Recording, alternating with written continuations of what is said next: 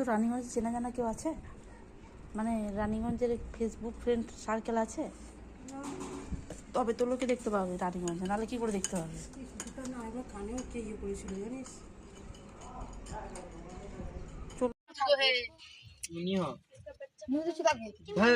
किसी के लिए हाँ एक बच्चा है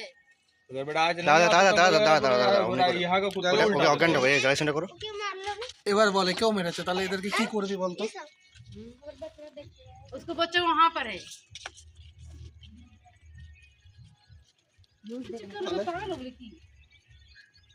জানা রইলো আপনাদের কাছে জানা রইলো কিছু হলে তোমাদেরকে রিপোর্ট দিয়া হবে হ্যাঁ খবর দিও হ্যাঁ খবর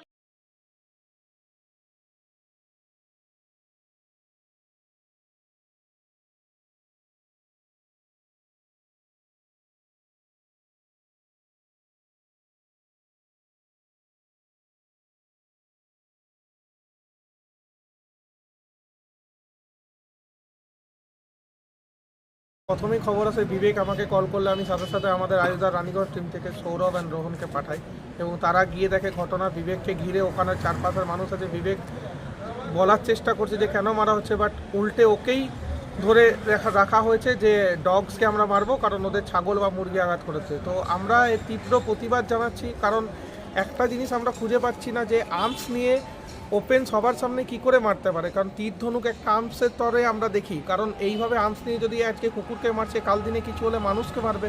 এর তো তীব্র প্রতিবাদ জানাই। আমরা রানীগঞ্জ থানায় আজকে কমপ্লেন করেছি আমাদের এনজিওর তরফ থেকে। বিবেক আমাদের সাথে আছে, আমাদের আয়ুধার টিম পুরো আছে। আমরা পুলিশ প্রশাসনকে এটাই জানাতে চাই যে ওই বাবু মাঝি যে ছেলেটা আছে তাকে যত জলদি সম্ভব অ্যারেস্ট করা হোক এবং তার এগেনস্টে যেসব আইপিসি সেকশন আছে এবং বিএনএস 325 যে সেকশন, সেই সেকশনগুলো দেওয়া হোক এবং মানুষের ওপর জাগ্রতা রাখা হোক যে এই ধরনের যে অত্যাচার বা পশুদের ওপর যে আঘাত আনা সেটা যে আইনত অপরাধ সেটা করা হোক। এই ধরনের অপরাধের আমরা তীব্র প্রতিবাদ জানাই। আমরা চাই সঠিক যাতে বিচার হয়। এফআইআর হচ্ছে ওনার নামে? হ্যাঁ, এফআইআর ওনার নামে হচ্ছে। কুকুরগুলোর অবস্থার মধ্যে একটা যে মাদার ডগ আছে যার 5টা বেবি আছে তার অবস্থা খুবই ক্রিটিক্যাল।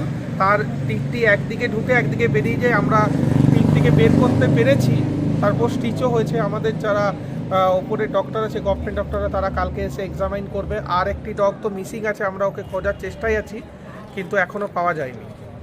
नाग प्रेसिडेंट ऑफ आई एक वहाँ से बासड़ा बोलकर जगह से, ठीक है, वहाँ पर एक जो कॉल की तो लेडीज़ थी और वो मुझे बोली कि ऐसा ऐसा बात है, एक डॉग को तीर लगा है, ठीक है। तो हम बोले कि ठीक है हम आकर देखते हैं। फिर जब हम गए वहाँ देखने के लिए तो जैसे हम रोड पे जा ही रहे थे तो मुझे रियलिटी में दिखा कि वहाँ पर एक जन उसको तीर मार रहा है, मतलब डॉग को देख रहा है वो तीर मार रहा है, ठीक है। तो उसको हम रोके और उससे फिर बात हुआ तो उसका बहस करने लगा कि मेरा बकरी मेरा मुर्गी को ये नुकसान पहुंचाता इसलिए हम मार रहे हैं। और वैसे करके वो वहाँ पर 2-3 को पहले मार चुका था और एक करंट पे मुझे मारते हुए दिखा। तो फिर उसके बाद हम फ़ोन किए और एनजीओ को फिर अब बुलाए। फिर ऐसा जो लीगल प्रोसेस था वो सब हुआ है और अभी एफआईआर दिया गया है उसमें। जी बोलकर एक था वहाँ पर जो तीर लेकर वहाँ खड़ा था, उनमें से आर्गुमेंट कर रहा था और उसका पापा का नाम है मोतीलाल मांझी। अच्छा, कितने डॉग को तो करंट पे हमने देखा, पर उससे पहले और भी डॉग को किया हो सकता है। स्थिति क्रिटिकल है। एक जो डॉग को हम लोग रेस्क्यू कर पाए और दूसरा डॉग जो तीर लगा हुआ था वो भाग रहा था, वो एक्टिव ही था लगभग। अच्छा, मतलब ये लोग खड़ा होकर ओपन रोड में तीर चला रहा है, मैंने वो भी उसका डॉग दिख रहा है, उसको ही मार रहा था वो। मैंने उसके आसपास में जो डॉग आ रहा था उसको मारने का वो पूरा प्लानिंग में था। और वो पूरा का पूरा मोहल्ला पे एक ही मेंटलिटी है कि तुम डॉग के लिए अगर लड़ने के लिए आ रहा है तो तुम ये डॉग को घर लेकर जाओ।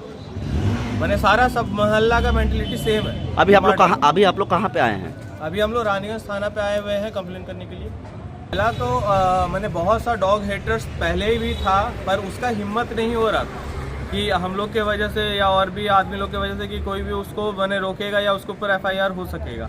पर जब से सुप्रीम कोर्ट ऐसा मैंने वो एक्शन लिया है और मैंने हल्का कर दिया है, उस वजह से ये डॉग हेटर्स सब निकल गया है मैंने डॉग को मारने के लिए। मैंने उसको अब लग रहा है कि मेरे सपोर्ट में है सुप्रीम कोर्ट या लॉ, उसको ऐसा लग रहा है। आपका नाम? मेरा नाम विवेक गुप्ता।